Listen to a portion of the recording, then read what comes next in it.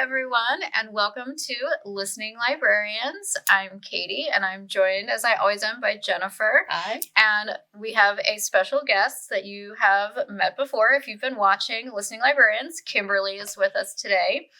And we are here to discuss novels and books written by Native Americans, because November is Native American Heritage Month, and there's just so many amazing books written by Indigenous authors. So I'm super excited to hear what you both listened to.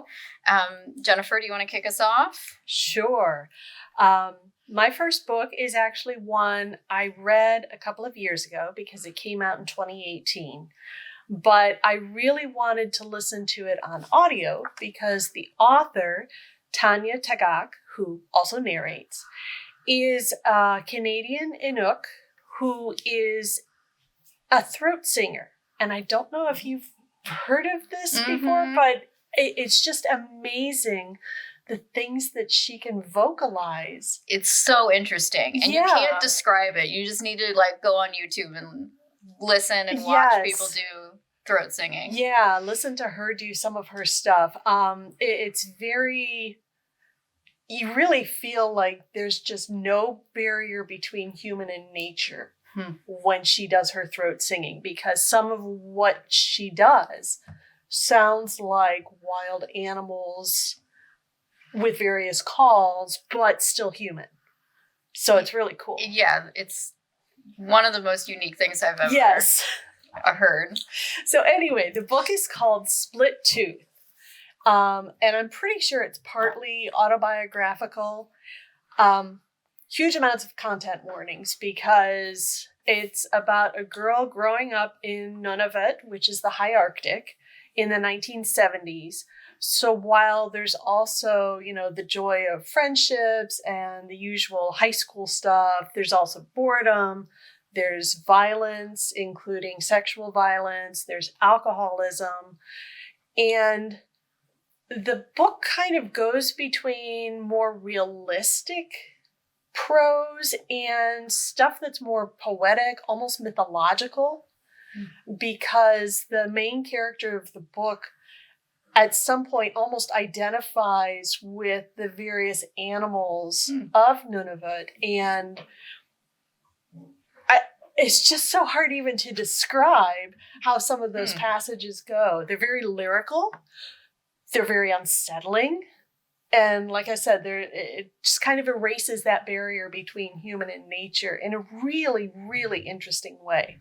So it's not an easy book.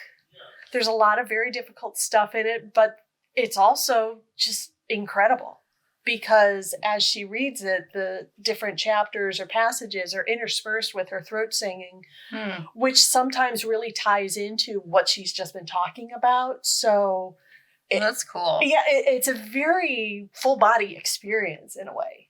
The book is just over 5.5 hours, but it's totally worth a read for something out of this world. Very cool. Yeah. Thank you for sharing. Who's next? The first one that I listened to for this month is a teen book. The title is Elatsoe by Darcie Little Badger.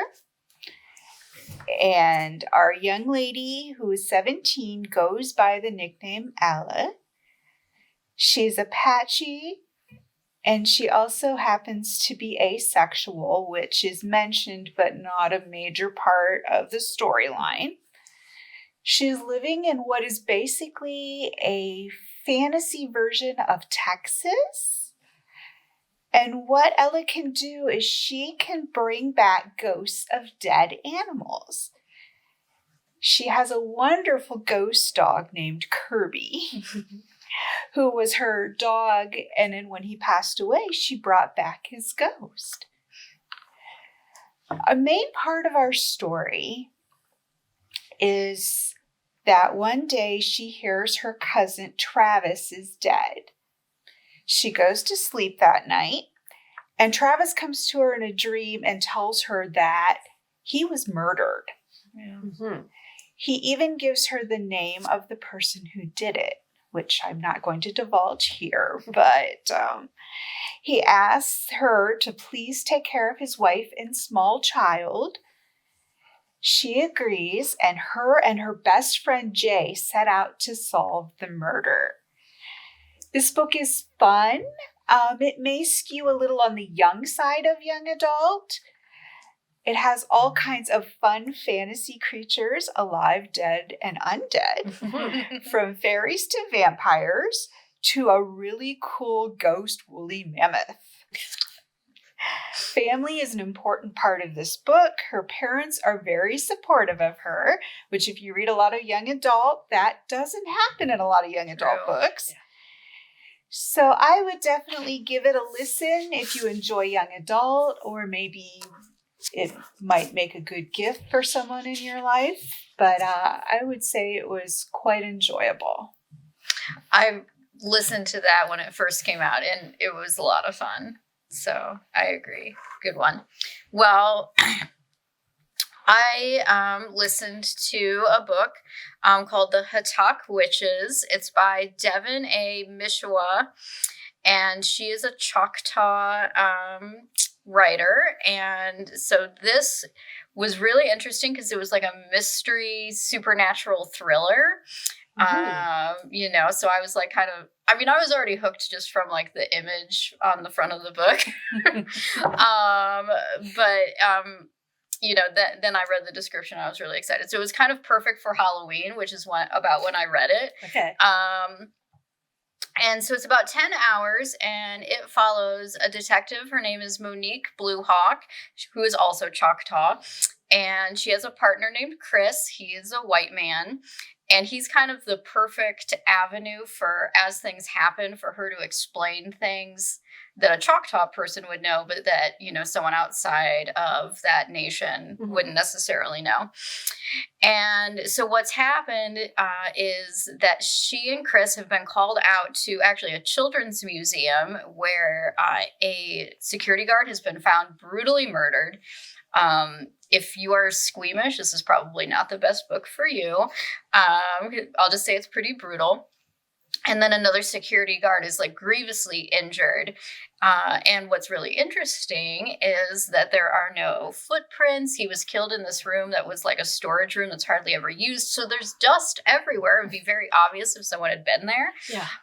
But there's no fingerprints. There's no footprints. There's no, anything like disturbing of this dust layer, and there's nothing on the security footage. So of course she and Chris are like, what? So the first part is very much police procedural, where they're trying to, they're getting that security footage, they're talking to the people who work at the museum, they're learning about what some of these anthropologists are studying. And so then the books very much makes our author's point about how materials that are related to like burial items and skeletons need to be returned to a tribe, to the tribe that they belong. So part of it's about that, because what they find is that they still don't know who this killer is. And I'm not obviously going to tell you who it is. But a skeleton and several other items have gone missing. And so, again, talking about, should these items have been returned maybe decades ago so they could be buried? Was it a Native American group that wanted to be able to bury these things, or was something else going on? So her uncle is a spiritual leader, and there's other things that are kind of happening at the same time out in nature. And then this crime is going on, and he kind of realizes and gets her involved, and it's like something creepy and supernatural is going on. And obviously I don't want to talk about what that creepy supernatural thing is, but that's like the last third of the book, is once we figure out what's going on. And it's just real interesting, and you learn a lot about like the Choctaw underworld and burial rites, and it was just really fascinating, and I enjoyed it. Nice. Well, my second book actually is a book of poetry. It's called Conflict Resolution for Holy Beings. It was published in 2020, and the poet is Joy Harjo, who, I don't know if you know, was Poet Laureate of the United States from 2019 to 2022. She had a long tenure. And she's a really incredible, versatile poet. She does things like draw on characters from tradition. Like in her poem, Rabbit is Up to Tricks. She has a line in there, we began to forget our songs, we forgot our stories, which really plays up the importance of stories and traditions to her group of people, which is the Muscogee Nation or the Creek Nation. Some will reflect her activism for Native American rights, her belief in the connection between the human and animal and plant and earth and sky worlds. And then there's even one that's a lullaby that she actually sings called Beautiful Baby, Beautiful Child. And the line that stuck out to me was, the sky is your blanket, the earth is your cradle. Oh, that's pretty. She's also a musician, so she does sing or chant some of the lines that are meant to be songs in the poems. She sometimes plays alto saxophone because she does that and actually performs in concerts. She, like I said, she's a really interesting person and has a lot of talent. Wow. And her voice is one that just has that timeless quality to it. You know, it's very mesmerizing. You feel like you hear the stories of generations before and generations to come when she reads her poetry. It's really, really wonderful. Musical, storytelling, everything altogether. Nice. Because it's poetry, it goes very quickly. It's just under 2 hours. Okay. So it's a really nice break in your day if you want to hear something that just transports you somewhere else. Oh. My second one is one from a genre that you might not necessarily always think of when you think of Native Americans. This is a horror book. It is called Only Good Indians by Stephen Graham Jones. And he is a Blackfoot Indian, and so are most of the characters in this book. We start out with the death of a Blackfoot Indian named Ricky, who stumbles out of a bar, sees elk attacking vehicles. He tries to calm this elk down, but he fails. All these white men come rushing out of the bar. They blame Ricky for the damaged vehicles. They chase him out into a field where Ricky thinks he sees a herd of elks as he dies by being beaten to death. Definitely horror. This book is very gruesome in many spots. After Ricky's story, we move on to Lewis's, and he is a postal worker who is a friend of Ricky and Cass and Gabe, who are our four main characters here. Lewis is standing on a ladder one day fixing a light on fixing a fan light. And he looks down and he thinks that he sees an elk. Well, the question is, why do these guys keep seeing elks? We find out a little bit, and I'll give you a little bit of the story, because this is fairly early in the book, so it's not a big thing to tell you. But these four Native American young men went hunting 10 years ago out in the elders' field, which is a no-no. Only the elders are supposed to hunt there. They kill several elk, one of which is a pregnant female. And I'm going to stop there because it's a horror book and I don't want to give away any more of the plot. But I'll warn you, it is very, very gruesome. And there's a lot of animal deaths. So if that bothers you, I would not deal with this particular book. Animal deaths and people deaths. And yes, lots of people deaths too. Yeah. It's definitely a horror slasher type book. Yeah, it was really interesting. I listened to that too, and I really enjoyed it. and it won the Bram Stoker Award. Oh, So if you're a okay. horror fan, Yeah. then check it out. Okay, so I have to ask, did either of you have any nightmares or strange dreams after listening to it? No, but I also don't hang out with elk very often. So Okay, fair. I might have a weird, if I see one, I'll be like, Yeah. And I might be more sensitive to that kind of thing and be like, I don't But know. it's definitely a creepy book. Yeah. Yeah. So it's funny that, I listened to one of yours, and I know that you read the next book that I'm going to talk about, which we both loved, and that's To Shape a Dragon's Breath by Moniquill Blackgoose. She is a Seaconke Wampanoag tribe member. And I normally, when I pick out my audiobooks, I'll admit, I'll stick with like 12 hours or under. And maybe you recommended this to me. Somebody did, and it's 17 hours. And I went, oh, this is a big boy. But it is 1,000% worth the listen. It's this wonderful fantasy novel about a young woman named Anarchus. She finds a dragon egg, and when the baby dragon is born, she bonds with it. And this is on an island where she lives called Muscogee,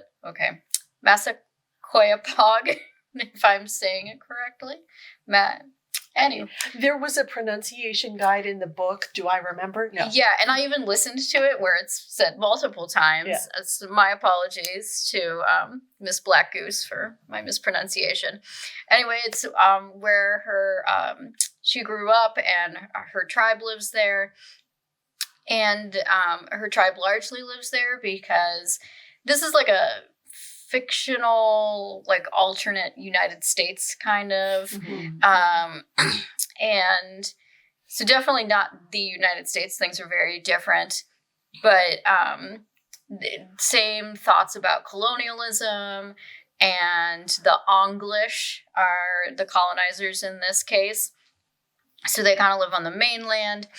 And anyway, the tribe is super excited that not only do they have a dragon, but they have somebody who can train this dragon, because dragons can be super helpful with tasks like keeping storms at bay, which will help with crops.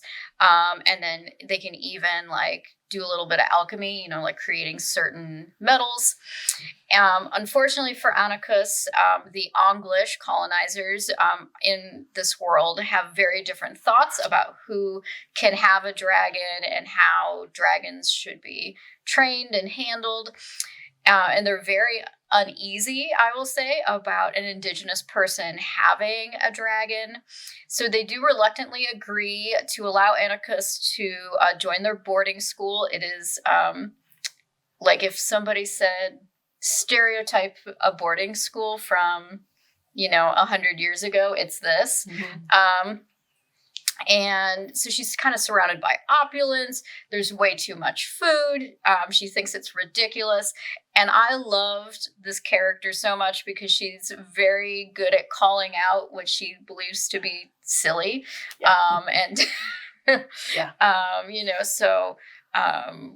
You're throwing food away. That's dumb. Or things like, why does this girl, just because she has dark skin, why does she have to be a servant? Why can't she be my friend? That's dumb. So, like I said, I really enjoyed her. And so you follow her as she, does more and more with the dragon at the school, makes friends, social, political, academic struggles, but she's very smart.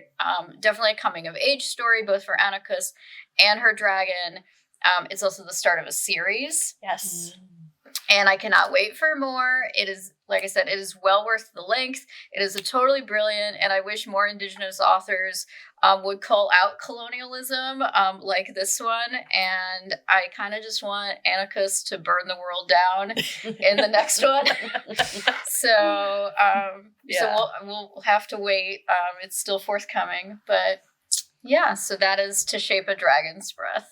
Yeah, and I really like the representation in the book because the people she becomes friends with, there's the one young woman who reads as Black. There's another Indigenous character, but with a very different background because he never had a native home, Yeah. basically. Grew up on the mainland, and then there's her then, friend who is like selective mutism. Yeah, he reads as autistic. Yeah. And I thought that one was done well too. Mhm. So yeah. Yeah. And actually, our Fantasy Fiction Fanatics book club is going to be reading this one this next year. So if you need to read it again, I know I do. Okay. I don't know when Twist the second my book arm. comes out, but yeah, that one was 5 stars all the way for me. Yep.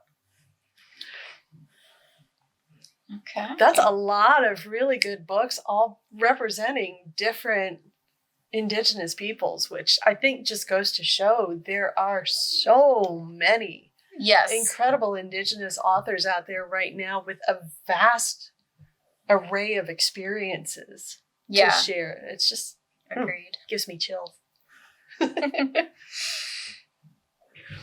Well, thank you so much for joining us. And next month, we are going to wrap up the year with some of our favorite audiobooks from the year. Yes. So this should be fun. Mm-hmm. It'll just be any topics, any genres, whatever made us feel good. All right. Thanks for joining us. See you next month.